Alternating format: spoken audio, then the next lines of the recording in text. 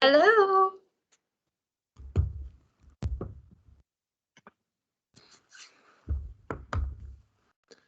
Is Chris going to be on with us today? I'm not sure. He didn't tell me he was not going to be on, All right, I'll so check I'm with him. not sure.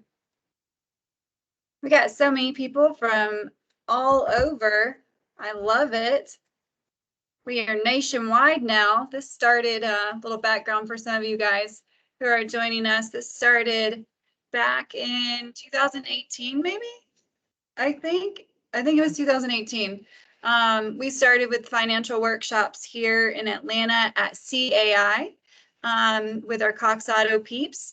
And we were doing them in a conference room and had maybe, 5, 10 people show up. And it's just grown over the years. And after last year, we decided we really needed to take this to the virtual level. And we are so glad that we did, because now we can really expand this to everyone. Everyone needs a little extra help with finances. I know I do. So we're really excited to start this series for February, and hopefully we'll have our friends from Delta Community Credit Union here again later in the year to do some other topics. So if there's something that we didn't hit this month and you're interested in, if you guys want to shoot me an email, it's amy.bush@cox. I'm going to do my new one, my coxinc.com, since I'm now going to the CEI side. You can shoot me an email to that. And if you missed the other two on how to manage debt or budgeting 101, then you can let me know too. I can send you those recordings. So if you're just joining us now for this last one, there's that as well. So without further ado, I'm going to hand it over to Mr. Ryan. Go ahead. Awesome. Thank you. Here, let me see if I can share my PowerPoint here. All right, there we go. Hopefully everyone can see that okay. All right. Yeah, thank you guys so much for having me back out again this week. I appreciate it. Again, my name is Ryan Behrens, and I coordinate the Financial Education Center here at Delta Community Credit Union. And so I believe Chris Brown should also be joining us any second as well. Um, my part of my role is, we're in the business and community development department, and for Chris's side, he manages a lot of our relationships for our different business partners, and he's actually the representative for Cox Auto. So, any questions you guys have about membership and services and things like that, definitely let him know. He can make any of that stuff happen for you guys. So, what I typically do is I get out and part of the Delta Community's mission is to not only just provide products and services to people, but also help them understand their financial lives and what goals they may have, and help them manage money better, right? So they're using these services to the best of their abilities, right? So it's great. It's just part of our mission, part of our value to do that. And I'm fortunate enough to get to be able to do things like this webinar this afternoon. So I'll list our contact information at the end. If I'll also send Amy a handout and any other materials needed so that we discuss, so she can forward that info out. So, and myself, I've been in the industry for about 14 and a half years. I've worked for another large bank, I'm sorry, another large credit union, also for one of the large banks. And I've done a little bit of everything from being a personal banker to, working in like kind of the business area and community area. So, again, just thanks for having me out. So, hey Ryan, thanks for letting me join late. Sorry. Always right on time. We're having a lot of construction going on in the house. So talk about rebuilding after financial crisis. I'm looking at the invoices. So hopefully you can teach me how to save some money in this class today. So my apologies for jumping in a few minutes late. So thank you, sir. It's all right. Just don't let it happen again. Okay. Got it. All right. So rebuilding after a financial crisis, right? There are many things in life that can derail, right? Even some of the best plans that we put together, right? We have an unexpected job loss, separation, divorce, an illness, right? A lot of these things can cause that. A difficult money period, it can be definitely challenging, right? Not only financially, but emotionally as well.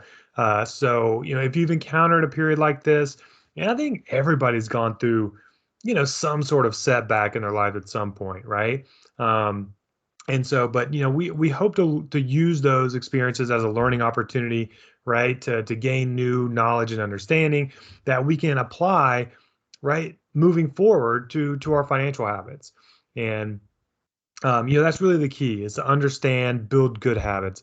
And even though sometimes like maintaining a positive attitude can be difficult, right? It's definitely a key, right? Because um, it's very helpful. So again, I know it's hard, but if we can try to look, glass type or glass half full type attitude, it does help when we're trying to make decisions and understand and move forward. So but definitely remember, nothing's set in stone. I tell that to a lot of people often, that no matter what your situation, whether it's credit, savings, job, whatever, remember, you're never stuck there forever, right? So um, now the first few slides here I'm going to discuss a little bit of a refresher from the past 2 weeks. If anyone here was on for our basics of budgeting and how to manage debt session, there's a little bit of overlap here in these first few slides. But again, if anybody has any questions throughout, like maybe if someone's who's attended and a question came up after you left the session, please feel free to let us know. All right. So always glad to field any questions. But anyway, one of the first things that you want to do after encountering a financial hardship is to get back onto a budget, right? Or create a new budget. Having that intentional written plan, right? Spending plan in place, like I mentioned last time, is the foundation really to success, right? It all kind of starts there, right? Whatever your goals may be, whether it's to purchase a home, a car, retire at a certain age, right? We gotta put a map together to get there. Um, and so again, this is pretty simple. It's not a whole lot of technical stuff we need to know here, but you just want to start out by understanding what all your income or where your income is coming from, right? So write down your income, whether that's your paycheck for most people. If you have secondhand jobs, freelance, you get Social Security, side gigs, stuff like that. And most people again kind of do this on a monthly basis. I like to do take home pay, right? Net pay, and then kind of let taxes and some of the insurance stuff, fall where they may. But if you want to do gross and you keep track of how much you pay, right, each month for insurance, how much comes out for taxes and retirement and everything, definitely do that. That's, definitely an option, right? Even get more detailed in there. And so once we know what our income is, then we're going to look and see what our expenses are, right? So in most people, it's going to, they know what their monthly payments are, like their mortgage or rent and bills and, any debt payments and things like that. But, a good tip is to go back into your online banking, your statements, whatever that is that you use to kind of keep track of your spending, and see what you really spend on items like, things like groceries, going out to eat, any hobbies, gifts, Amazon, right? I know we have an Amazon box that shows up, I think, at least once every other day around here. So you may be surprised at some of that. Most people might even have an idea of how much they're spending, but once they really look at the actual numbers, I've heard more often than not people see that they're spending more than they thought. It's rarely less than they thought. So um, and so once we understand what we're spending, then we kind of reassess that spending, right? We're going to then take from our income, we're going to decide how much each month from our income we're going to then allocate to each one of these expense categories, right? Like our monthly bills, our daily stuff like groceries and gas, savings as well. I'll talk about savings in just a second, a little bit later, but so assign all of those income dollars to those expenses, right? And that's kind of your plan. And once you have that plan mapped out, then it's just a matter of trying to follow it to the best of your abilities, right? You're not going to be perfect every month. You're not going to, hey, I'm spending $600 this month on groceries. It's not going to come exactly to that, right? But we just try to follow it as best we can based on what we're spending each month throughout the weeks, we look at that and then reassess, right? Kind of every week or so, every few days. All right, am I on pace to kind of be within that spending window, right? Am I gonna go over or under that, $600-700 that I allocated for groceries, right? And that's gonna help you make better decisions throughout the entire month, right? Throughout the weeks that are kind of going by. So a budget really helps you make decisions. Um, and when you're following one, and it's working out, it's that'll kind of allows you to go out and do the things you want to do without really feeling guilty about it, right? So okay, I'm sticking to the budget. I'm sticking to the spending plan. And so, yeah, we can go out to eat this Friday, or yeah, we can go. Um, I don't know where you go to have fun these days with COVID. I don't know. I guess movie theaters, bowling alley, stuff like that. I know it's still open, but I guess it's only your kind of your personal preference on, how safe you feel out there. So be safe, but it'll help you make those decisions, right? Tracking is super, super important. Don't just try to make a budget. Okay, this is what I'm gonna do, and then just kind of eyeball it the rest of the way, right?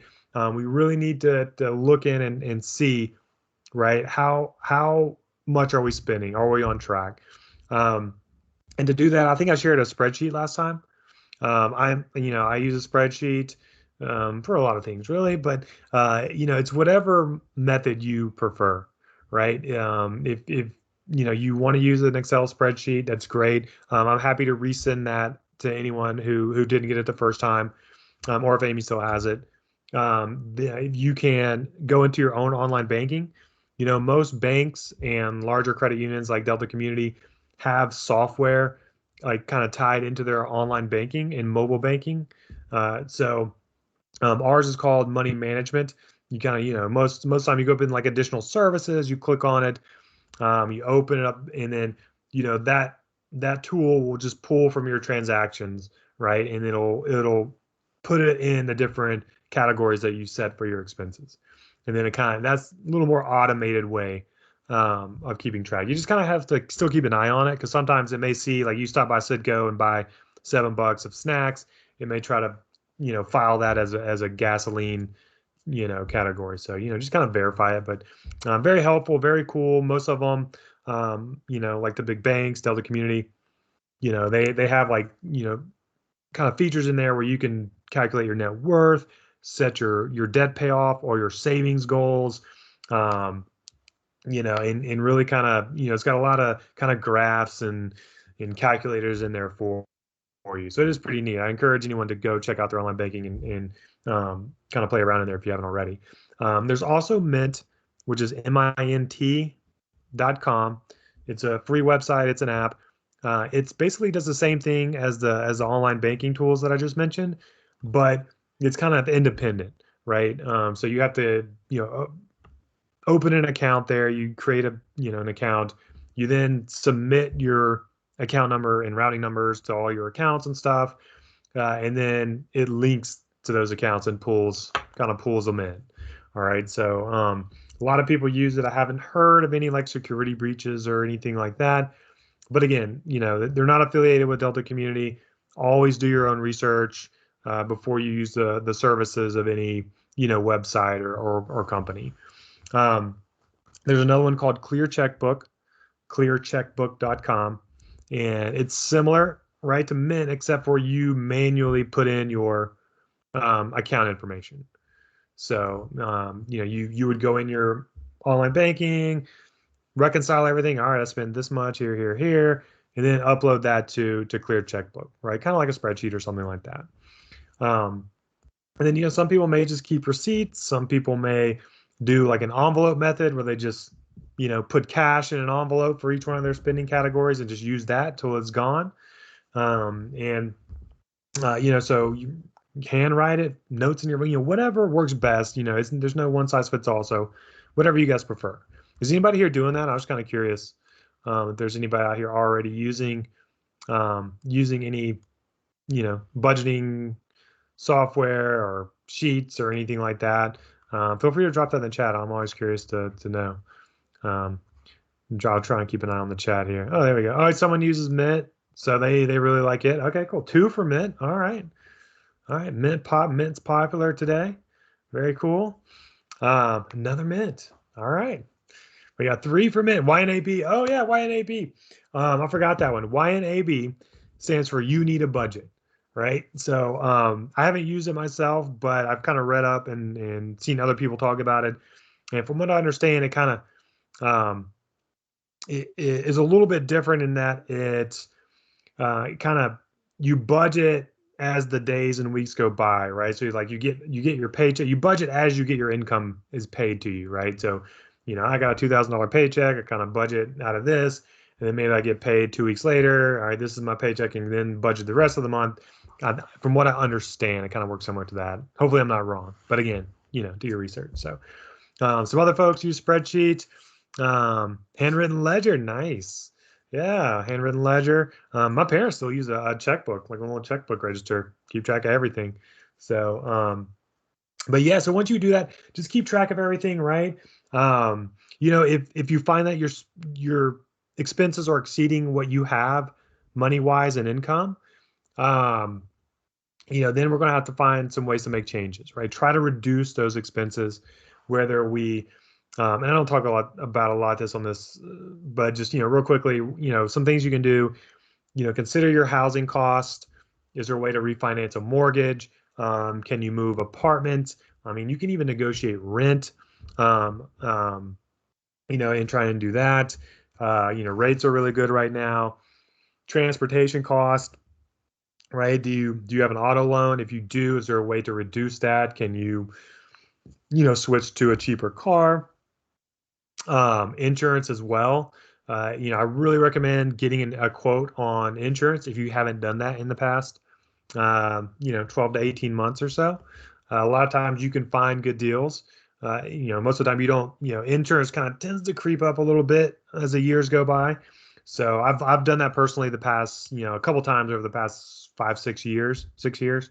So I've been able to save some money each time. So just recommend that. If you're curious, Delta Community has members insurance advisors. They're a broker, free quote, no obligation. You submit your information on the website. They come with, there's 5, 6 different A-rated carriers that come back. Here's, what we offer. If it saves money, awesome. If not, kind of go about your day. But yeah, those are those top 5 expenses, right? Housing, transportation, insurance, looking at bills like Comcast. I guess I don't know if I'm one of the last few people still sending Comcast hundreds of dollars every month, but whatever your top bills are, right? Because we all know, right? Cut out the coffee, stop trying to eat out so much, all that good stuff. But just kind of look for ways to reduce expenses. Someone mentioned they've used Mint for years. I've been writing my own program. Very cool. Interesting. Yeah, be cool. If hey, once you keep my name, I'd love to see it.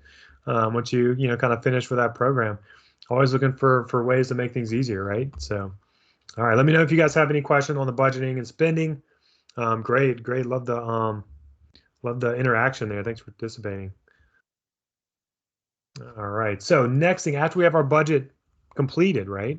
Or on a budget, we're tracking, we're making adjustments, right? And if you have more money left over at the end of the month, right, that's a good thing. We decide, hey, do I need to pay down debt or I need to save more, right, based on our situation. So we'll talk a little bit about that. But debt, right, kind of comes along, oftentimes with financial hardships. People get into a financial hardship, may get too heavy in debt. And so a lot of people will have debt they need to pay off and things are correct once they kind of get better financial footing, right? So, it's easy to get into debt, not so easy to pay it off, right? Sort of like a financial windfall somehow. But it is, it can be done. And there's some things out there you can do. Again, we talked about this last week, so I won't try not to go too in depth in it. But once you've kind of regained financial footing, right, get an inventory of your debts, right? Get all your statements, log online, figure out who you owe, how much, what your payments are, what the interest rate, what the terms are, right? Get that together for everything. Create a little section, right, in your Mint or your spreadsheet for your debts. Maybe have another section where it just kind of keeps track of everything. That's super important to know. All right, this is what we need to manage, right? So once we have that info, we're going to determine, all right, how much can I feasibly pay toward debts, right? How much from my income, from my monthly income, can I allocate toward getting rid of some of this debt? And so this is when you go back to the budget, right? And we see kind of what we have in there. I really recommend trying to get one total amount, right? So I know, okay, this is how much I'm going to allocate to all my debts. Then go in and create a debt payoff plan. So then you go in and see, all right, what are my monthly payments for all these debts, and which one do I want to start trying to pay on first? Highly recommend high interest debt first, right? Your credit cards, any payday or title loans, if those are there. So anything that might be unsecured, right? There's no asset like a car or house tied to it. It's higher interest unsecured debt. We really want to focus on getting that paid off first, right? Because that's usually more costly. And so you can line those up in order of priority of what you want to pay using either a snowball or avalanche method of repayment. And I mentioned this last time, but snowball just means we're going to order our debts from the smallest balance to the highest balance, and we're going to pay everything. We're going to make sure we cover all those minimum payments, right? So we have our total amount. We know what our minimums are for each of our debts, and then the remaining from that total we're going to allocate for our debt goes to that smallest balance first, right? While making the minimums on the others. So we pay everything we can to the smallest balance, pay it off, roll that payment we were making into the next highest balance, pay it off, and keep rolling it up, right? We snowball the payment to the higher balance debts. People like that have just been shown to keep motivation up because people can kind of see their progress, right? It's kind of a psychological thing where, okay, I went from 4 debts to 3, 3 debts to 2, right? I can see the balance is getting paid down. And it's been shown to be pretty effective. Other people like the avalanche method, which is same thing. You just line your debts up in order of highest interest rate first.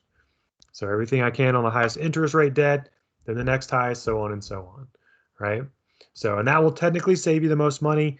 Just be aware of, if you get discouraged, if that high interest rate debt has also got a very high balance and you have a hard time, chipping away at that principal, just make sure, don't get discouraged if you're not seeing it go down as fast as you'd like to. So determine which one of those you prefer based on your personality, right? I don't know if anybody's ever used those methods before. I'd be curious if anybody uses methods on snowball or avalanche, what you thought was helpful. If anybody's done a snowball, if you thought it was, pretty easy or not. Always love feedback on that. See kind of what people like to do. But you can also, like I said, you can also look for ways to lower your interest rate. If you, again, depending on your credit, right, lowering interest rate will depend on, you've got to have the credit and debt to income, or income to support that. They're still gonna, if you have existing credit cards, you can contact them, see if they can lower your rate by not having a hard inquiry on your credit. But a lot of times, if you go to a new lender or a bank or credit union, they're going to pull credit as well. So if your credit's still in good shape, you might be able to do that. And the lower you can get those rates, the faster they get paid off, right? 0% balance transfer credit cards, right? Credit cards that offer promotional period, usually 12, 18 months tops. You transfer a balance from another card and you can pay on that for those 12 months till it's paid off, right? And it does make a difference. Trust me, 0% interest compared to like 15, 18% interest. That 0% gets debt paid off a lot faster. If anybody has student loans that they're paying on now while the interest is deferred, probably has seen that difference. All right, a couple folks, yeah, snowball. All snowballs. A few folks using the snowball. Very cool. Snowball worked. Nice to see the cards get paid off with the lower ones, right? Yeah, boosted morale. Yeah. All right, one person preferred avalanche. All right, all right. Yeah, seeing those cards get paid off, right? Simplify things. Maybe you pay extra, but you feel less cluttered in your mind, I think, by oh, I got all these debts and payments floating out here I got to keep track of, right? So Yeah, no, one person preferred Avalanche. Very cool. Right, Snowball. We put my debt in a different account so I didn't get tempted to use it. Oh, the debt money in a different account to use it daily. Ah, very good. That's a good tip. Yeah, so you open a separate account. Maybe, different institution, or I don't know, same institution, but you have like a separate checking account there. Put your deposits in there and just pay your debts out of that. Yeah, that'd be cool. You could set up automatic auto pay, right? If you did that, or even your own one, right? If you can set up auto pay, where you just, all right, the money's coming in. I'm going to set this up to pay as soon as it comes out. I'm not tempted to use it. That's a great, tip, right? Online banking, online bill pay, click in there, right? Choose your date and your amount and just get those bad boys paid off, right? Snowball worked best. All right, cool. Nice. All right. So yeah, I mentioned debt management plan as well last time. If someone's like, if you're really feeling like you're struggling, you can seek the help of like a nonprofit organization. And I forget the name of the certifying agency. I'll have to double check on that. But a lot of nonprofits will offer what's called a debt management plan, or DMP. Oh, the National Foundation for Credit Counseling. All right, it kind of they're the accreditation organization there. But Delta Community works with an organization called Balance. It's completely free service to our members. There's no fees or anything associated. So a member of Delta Community can use Balance and take advantage of their debt management plan without having to pay the fees that are usually associated with that. But basically, a debt management plan is where you kind of go into you speak to the nonprofit. They do pull a credit report on you. You tell them what debts you need help getting paid off or what you'd like to consolidate. They pull credit, verify it. They then go reach out to those lenders and negotiate a payment with you, right, on your behalf. So they try to negotiate a lower rate. They may try to re-age debts, right, if you've got some late payments, to try and bring things current. So they'll do their best to negotiate there. Most of the time, it is unsecured credit card debt, stuff like that. All right. It's really difficult to include like an auto loan or a student loan in a debt management plan. But you kind of enter in that agreement. You then send the nonprofit one payment. They then pay your creditors, right? And be aware too, though. A lot of times they'll require those credit lines to be closed, right? So if it's a credit card, they may close it. Most of the time, they let you at least leave one open, maybe one or two, but at least one for emergencies and stuff like that. And then it's usually paid off in, I think, about 3 to 5 years, somewhere around there. And so just note too, it'll show up on your credit report. It'll show these trade lines are under a debt management plan. So but it at least it puts everything together. They help you. They get the payments sent over, right? And then once you're out of the plan, right, you should have everything paid off, right? Your lower payments or lower debt you owe, less debt you owe, right? Get that paid off. So for sure. All right, cool. Yeah, some other folks in the chat. Snowball. Yeah, okay. Thought someone else mentioned something else. But okay, yeah. So just be aware of that, right? It can help. It can still help you improve your credit, right, by getting debts paid off, which is definitely a good thing. If you happen to have delinquency, right, or you have some credit in collections, focus on the ones that are just delinquent first. All right. If they're just delinquent, we want to do our best to bring those current as quick as possible, because once a debt goes 30 days late, right, I'm 30 days past my due date, the bank or credit union will then report that as a 30-day late to the credit bureaus. Very damaging to your credit report. But it doesn't end there. Once it hits 60, it gets a 60-day late, and then you got a 90-day late, and then somewhere around there, usually they're going to send it to their collection department, and sometime or after that, and they may write it off and then sell it to a collection agency, right? So, and once it goes into collections, then the damage is done, right? It's about as bad as it's about as severe as you can get once it's in collections. Now that's why we want to try and prevent that from happening. So while they're still just late, we can still kind of work to getting them back current. But yeah, just contact your creditors right away. If you're not too far past, you can try to negotiate. If you're like 32, 33 days late, see if you can negotiate, especially if you have, a history of on-time payments. It's good. So, and then, you can consider, hey, is there a way to like, if I commit to a plan here, can you, report these as re-age them as being back on time, right? You can always try to negotiate as well, and that as well, right? But we want to definitely focus on those first. Even when we're trying to do snowball or avalanche, right? If we have late payments.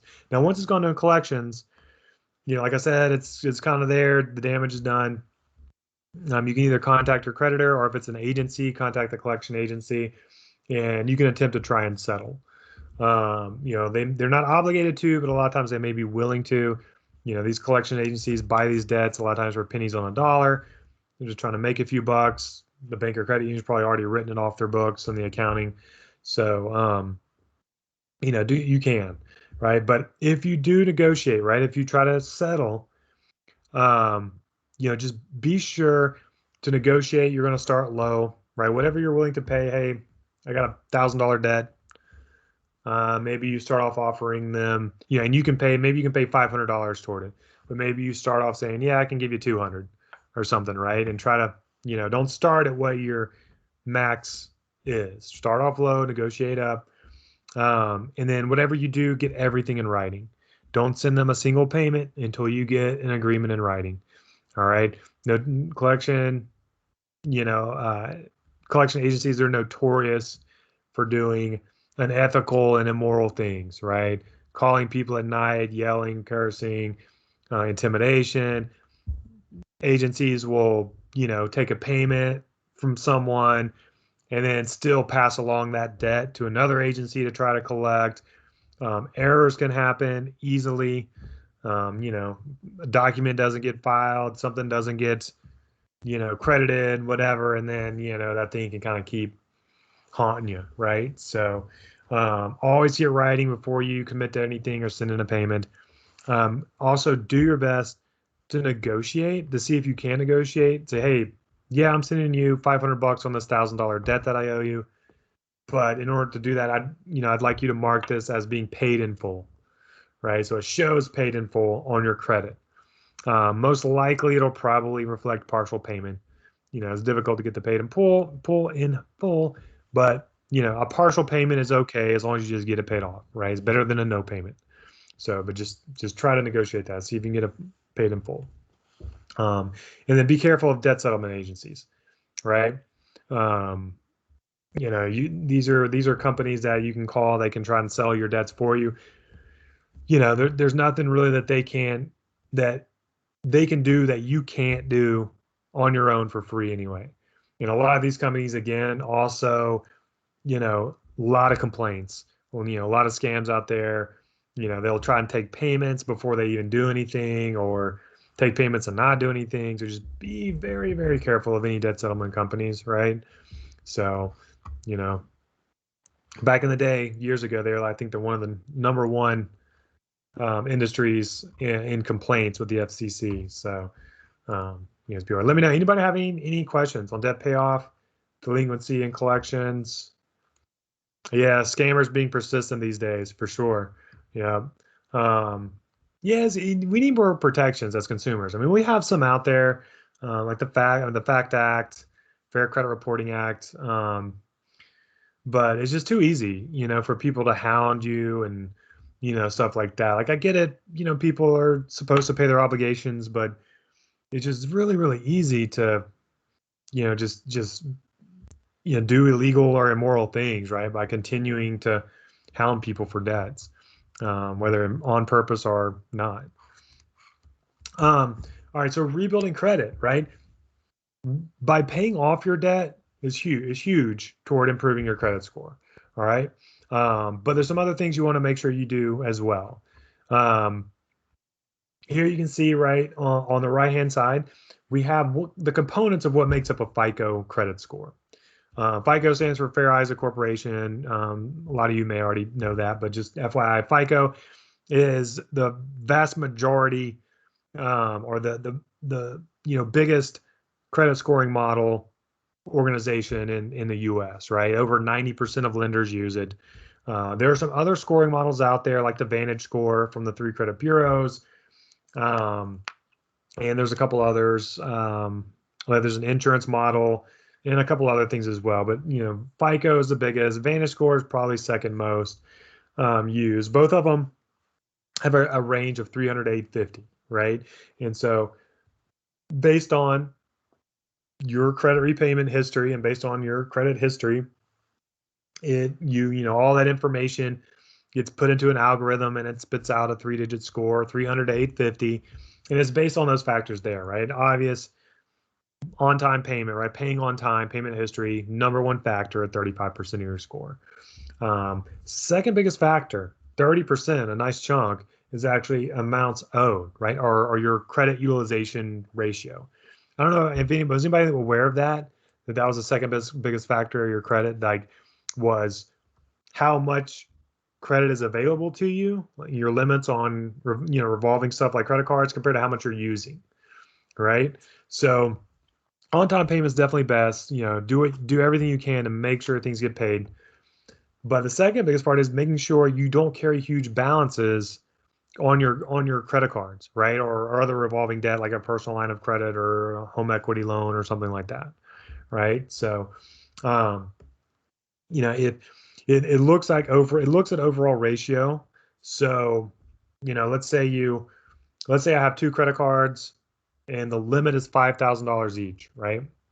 And I have a $4,900 balance on one and a $4,900 balance on the other one. So I'm at $9,800 that I'm using out of my 10,000. That's really going to be bad for my credit, right? It's going to sink my credit score. Now, if I got both of those, they're 5,000 each, and I got a zero balance, or I'm only got a few $100 on there, 1,000, whatever. That's going to be good, right? That's going to be more helpful for my score. That'll raise my score. All right. So really, you want to try your best to keep that under 25%. So again, the $10,000 example, I don't want to have more than $2,500 on my credit card bills rolling over each month, right? So credit cards can be useful. They can help protect your cash against fraudulent charges. They can, you can get some bonuses. Reward points is nice, right? Won't make you wealthy, but it's a nice little bonus. We try to do that every holiday, right? We got a nice little bit back and we're able to, use it for holiday, Christmas gifts, stuff like that. So, but the key is to use them correctly. So anything you charge on a credit card, pay off, right? Pay off every month. That's the best thing to do. We get that asked occasionally. You don't need to carry a balance to have a credit score, as long as there's activity, right? So I go to Target, $50, put it on the card, and then, later on I get the bill, I pay it off. Now I have heard too that for your credit score, it is helpful that, you actually don't pay it off too quickly if you do a charge, right? So I swipe my Visa card at Target, $50, and the next day I log on to pay it on my account. It may not trigger the billing cycle, so it may not get reported to the bureaus, right? So you want to at least get into the billing cycle of that card, and then you don't have to wait to the due date or anything, but at least let it be part of that billing cycle. And you can contact your creditor to determine what it is, but most of the time there's like a grace period. It's usually several days before the due date, but just as long as it kind of let it sit there for a second, pay it off if you want it to contribute to your score, right? Because they report the activity, right? A payment or a charge, a payment, etc. And just keep those balances low. All right. Second biggest part is your length.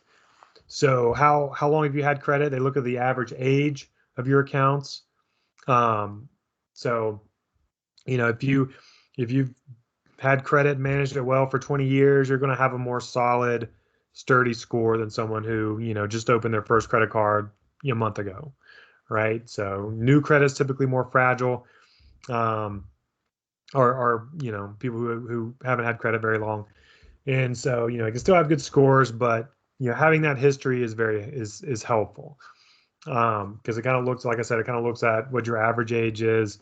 When we're looking at credit cards too, sometimes we get asked, should I should I close my credit card, right? I paid this debt off. I'm done with this card. I don't, I want it out of here. And I don't want to look at this card again. So if you're considering closing a card, just, consider all the factors, how it affects your credit score. And if you don't care, like, hey, I'm not going to borrow money again, credit score, whatever, I don't need it, then, fine, you can go cash. You don't have to worry about it. But if you're trying to maintain or keep a decent credit score for the future, consider what that limit is on that credit card. How many other credit cards do you have? And how old is that credit card that you're thinking about closing? All right. So, if it's in one of your oldest credit cards with the highest limit, that's gonna hurt, right, when you close it. Not immediately, but eventually that's gonna stop contributing to your score. All right. So because you're losing that's going to lower your average age. You're going to have less credit history length. It's going to lower your limit, your debts to, balances to debt, or I'm sorry, debts to limits, right? Your ratio.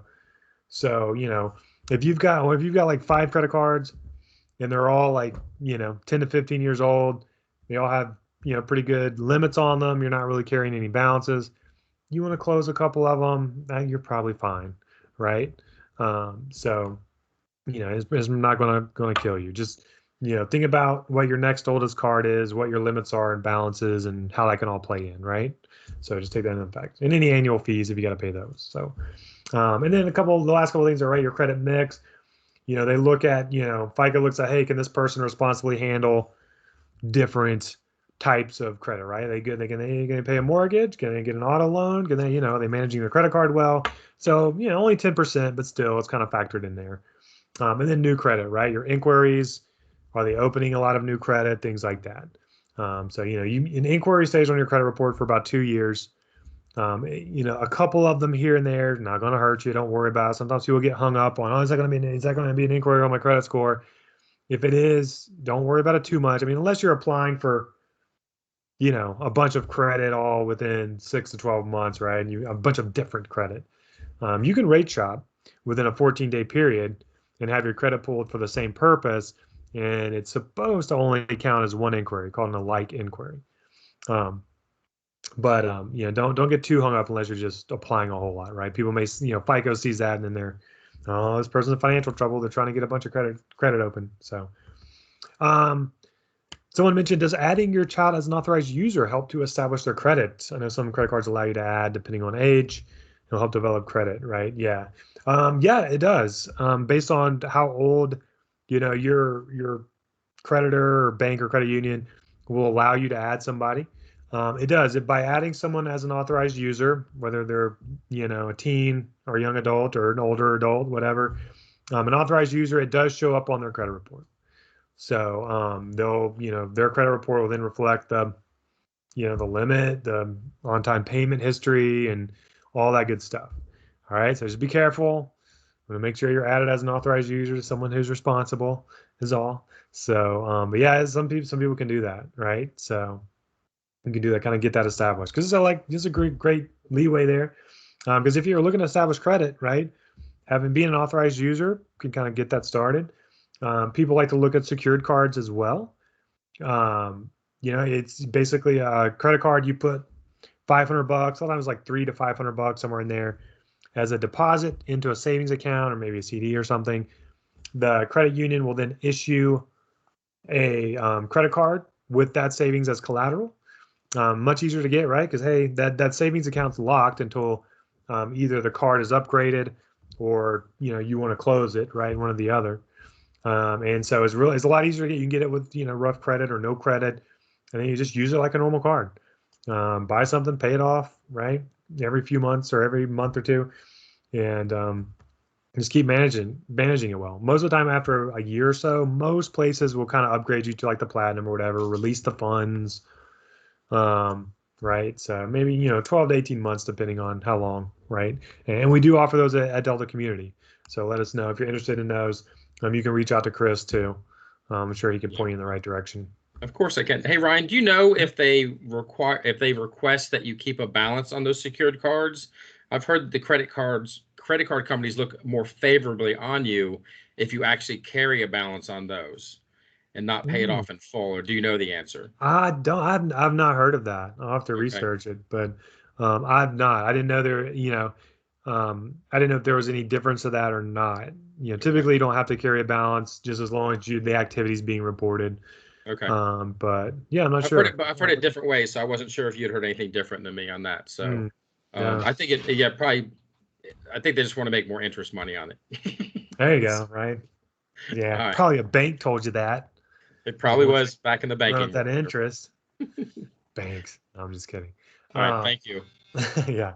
But like authorized user, you can also do a cosigner, right? Cosigner means you're both signing for it. So you're both obligated to pay it. All right. So authorized user, you don't have an obligation, right? If you don't pay, they're not going to come after you. But cosigner, yeah, you're agreeing. But if you have someone without credit, you get someone to sign with you, you can get a new, auto loan or, whatever it is type of loan you want to get. And they'll look at that, right? It works, it works really well with people who have, no credit. But again, just beware of repair companies as well. All right. Again, they'll do, can do some shady stuff if you're not careful, let your credit go into delinquency, or, they'll call and just raise your limits. They were doing that years ago where they'd basically just put someone on as an authorized user to a credit card that had like a super high limit to try and up that part of the credit. So, just be careful of doing any business with industries like that. And then check your report, right? You can see on the screen, annualcreditreport.com. Huge. Look at your report. That really should be the first thing. I should have mentioned that first. When you're trying to improve your credit, first thing you really need to do, pull that credit report, right? You can get a copy for free from each of the 3 bureaus twice a year, right? From annualcreditreport.com. Right now, through the end of April, you can actually get a copy every week, right? From annualcreditreport.com. They updated it for COVID and the pandemic and stuff. But you won't get a score, but you will get a report for free, right? So you just verify all that information's accurate, right? Your personal info, make sure there's no addresses you never lived at, aliases, no accounts you don't recognize, balances that are incorrect, payments that are reported as being late when they should be on time, old stuff that should have fallen off by now, right? There's no joint people on there, ex-spouses, whatever, that should be off. So just, verify all that information. All right. Annualcreditreport.com, check in, and you can look at your credit too. Like, okay, what do I need to work on? Right. What do I need to focus on first? And so, if you see an error, right, whether it's fraud, whether it's just an error, you want to dispute it as soon as you can. First you want to contact the the lender, right? So you see Capital One credit card for $2,000. I've never had a Capital One credit card, right? Contact Capital One first. Hey, this is showing on my credit report, and verify, hey, is this me? Like, do I have a credit card in my name? And maybe have to go through some rigmarole there. And then once you do that, verify yes, no. Do those right steps. If they do have something in your name to get you off, go through that. Then contact the bureaus, right?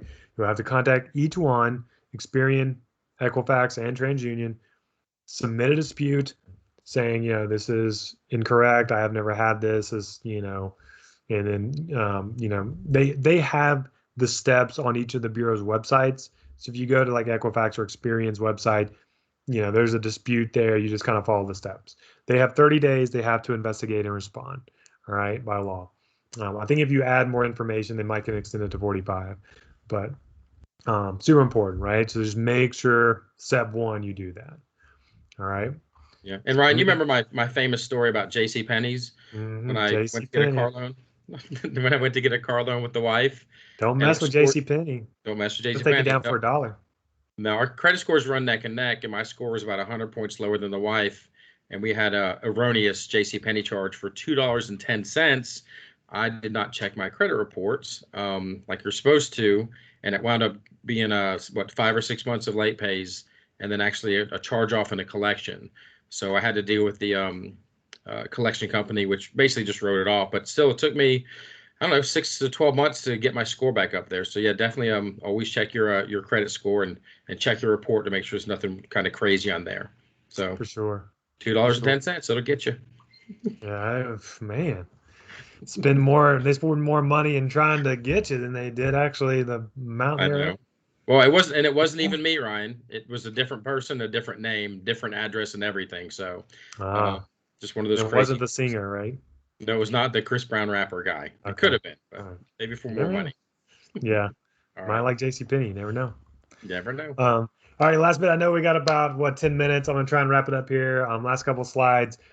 Talk about saving, right? This is super important, right? If we've had a financial hardship, we're trying to rebuild. It's likely that we went through a good bit of our savings, and if you did, that's okay. That's what emergency savings are there for, right? The emergency savings are there to be built up, spent when needed, and then replenished, right? This isn't our emergency savings isn't our long-term, nest egg here. This is our cash cushion. And so we want to do everything we can to build our savings back. Now, if you're kind of in between, all right, I've ran through savings, but I've also ran up debt, right? You're trying to figure, well, should I build up my emergency fund? Should I pay off this debt first? We recommend that, at least try to get a little bit of cash savings, cash reserve into your emergency fund or your savings account, right? This will give you at least a little bit of cushion to protect yourself against kind of future emergencies, while you aggressively pay off the high interest rate debt. So, if you've got like credit card debt, high interest rate debt, I'd really want to try and focus on those first, like I said, but try to keep whether it's $1,000, whether it's 1 month's worth of expenses, whatever you can do, as kind of a small amount in your emergency fund, then aggressively pay off those high interest rate debts, then go back to trying rebuilding your emergency fund, up to that 3 to 6 months worth of expenses. All right. And then once you're there, then maybe you can look at if you want to try and pay off like your auto loan or student loan or stuff that may not be quite as high interest, then you kind of revisit that. But it's super important, like I mentioned before, having an emergency fund protects against medical emergencies, job loss, catastrophes in your house, your car, all that good stuff, right? And so by having at least 3 to 6 months, right, we know that if something happens, I'll be able to survive for that 3 months, right? So base it on what your expenses are. Go back to that budget at the beginning, tally up all your expenses for the month. You get that number, multiply that times 3 or 5 or 6, whatever however secure you want to be, and that's your goal to get to. All right. And we want to write down these savings goals, right? Put them down, write down the goal, how much you can put toward it, your time frame for reaching it. All right, try to be specific as possible and have a time component to it. But right, 3 to 6 months emergency fund, you build that back up. If there's things you can do, right, like identify extra sources of income, whether it's if you get a refund on taxes, stimulus check, whatever it is, bonus at work. If those things can be helpful putting back, getting back to your savings, right? If you need to start small and then escalate, that's fine too. Just like I said, try to set a specific amount each month based on your budget that you can put in there. Now, if you find you go along month to month that you just can't make that amount, it's okay to drop it down a little bit, as needed. Now, don't drop down the amount you're saving because, we want a new, the brand new pair of, I don't know, shoes, Italian loafers or sneakers or something, or just because we wanted to go to Bennigan's tonight to eat, right? Is that still a thing? Is Bennigan's still a thing? Right? So be smart about it. But do what you can, right? Even if you're just saving something. All right, I'll start small, then I'll escalate. Okay, I can put a little more here, a little more there, right? You got to get into that mindset of I'm a saver. It's got to be a habit. It's got to be a mindset, right? You've got to, see that account balance go up, and then it's going to feel good, right? And you get the endorphins and all that stuff from seeing your progress and knowing you have money, right? Feeling secure, a little more secure. You'll sleep better at night, I promise. right? Some people find it helpful to save smaller amounts daily instead of one larger monthly amount. There's a study done, I forget where, you just have to take my word for it, that people found it easier to save $5 a day rather $5 a day every day for a month rather than putting in $150 once a month, right? They were 4 times more likely to save doing the $5 a day method, right? Even though they both equal the exact same amount, right? $5 a day for 30 days is 150 bucks. So it's just kind of the psychology of it, right? Sometimes we gotta, you know, use psychological tactics on ourselves to make sure we're doing the right thing financially. And so, if you want just a little small automatic transfer in your account, easy to do. Again, just go in online or mobile, choose, transfers, recurring, once a day, every day, $5, $10, whatever you want to do, right? They'll take it out. And then, look for ways to reduce expenses. I mentioned that too, at the beginning. If we can cut some of those major expenses, forego a few things, change our lifestyle up a little bit, right? What can we cut out that we can allocate to savings? And also have more than one savings account. I recommend this. I'm a big fan of doing this, as long as you don't have to pay a fee, like, places like Delta Community where, there's no monthly service fee for having multiple savings and, checking. But, by having different savings accounts, you can consider them kind of like buckets where we have our emergency fund one, we have our maybe house repair two, travel and vacation fund, right? A little kid savings. I think I really think I have like 7 savings accounts at least. But they all have a purpose. And that's the point. Just make sure they all have a purpose, right? Don't just open them to open them. Make sure, okay, this is going for there. It keeps, this is going to that one. Keeps them separated, keeps them organized. There was a study done in India as well that showed people were something crazy, like 10 times or something like that, more likely to save. They gave people multiple accounts, and versus and against people who only had one savings account. I think it was through their employers or something. And the people who had multiple accounts were like something crazy, like 10 times more. They saved like 10 times more or something like that, 5 times more. Anyway, I'm just throwing out numbers here, but I promise you, the people that had more accounts did save more by a good bit. All right. So it does, it kind of, again, that psychological thing. And then set up automatic transfers wherever you can. All right. Just as soon as your paycheck hits, set it up, boom, transfers goes out to saving, 401k, especially. You got a 401k, easy to do that, right? Through your employer there at Cox. And that's all. I don't really like to touch too much on retirement unless do I got to cut it off here? I got 2 minutes, 1 minute. All right, I'll keep going. So I got 3 minutes, Ryan. 3-minute I'm going to try and do countdown. one for You're good. retirement. Don't forget about retirement. All right. You need, right, retirement and things like if you have a 401k at your employer, right, you got to let time and compound interest do its thing. Trust me, it is very difficult to time the market and like buy and sell stocks and things like that. The best thing you can do, the easiest thing to do, open a 401k plan if you have one. That's like number one option. If you have a match, that's even better. That's phenomenal. Try to contribute everything you can, or at least up to get that match at least. All right. But when you contribute to a retirement account, right, your money's going in. It's the money is then funded to different types of allocations. You got different types of stocks, maybe some bonds, right, cash, stuff like that. And so they have a fund manager that does that based on when you want to retire. And historically, right, given, it goes up, it goes down, day to day, it goes up and down, right? But historically over time, you give enough time, it does go up. And then the gains you get compound, right? You get 10% on $100, that's 110. 10% on $110, that's 100, it's $11 interest, right? So, and just it's a great thing to do, right? So, and just be careful about loans or withdrawals from there. If you had to, do your best to pay it back. Loans, I don't want to get into this commands, but I know if you take out a loan, you do have to pay, I think, the 10% interest. I had this here for a second. Loans, or I'm sorry, withdrawals, 401k withdrawals, you're not required to pay back withdrawals, but If you're under the age of 59 and a half, you take an additional withdrawal or a traditional withdrawal. You won't get the full amount. You got a 10% penalty and then all the taxes you pay. Trust me, they take a lot of chunks out, right? If you try to withdraw. If you have a loan, you don't have to pay taxes and penalties when you take out the 401k loan. Plus, the interest you pay on the loan goes back into your retirement plan account.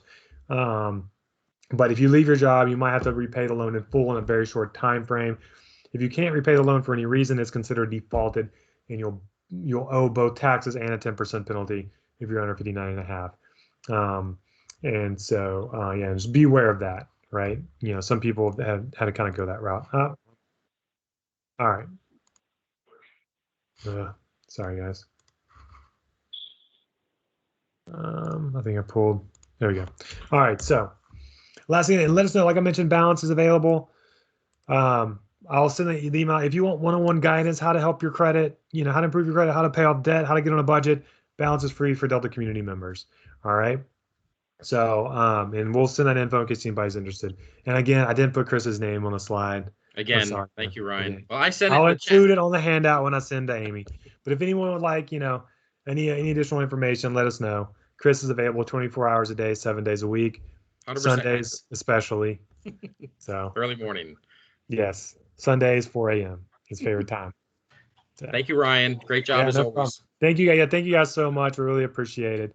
I'm sorry, someone did mention when you get a Cox offers a 401k where you can do an increase of 1% annually.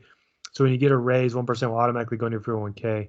If you don't see it, you won't miss it. Yeah, I do that too. I have that with mine. I just, every year, right on that date, just pops in there an extra 1%. It's easy, right? So, yep. Very cool. All right. Thank you guys so much. Yeah, thank you. Thanks, Amy. If there's any other divisions that are interested in this or you want to get our information on them, just let us know, okay? I will shoot you an email shortly as well. Sounds great. And we'll follow up with the recording link for this as well. If you had colleagues that missed it or you didn't get to tune in for the beginning or whatnot, we will shoot that out to you guys. And we'll be in touch for hopefully another one in the future. Thanks, guys. Thanks. Take care. Awesome. Thank you so much. Bye. Yeah, y'all have a great day. Enjoy the weekend and Friday. You too. Bye, guys.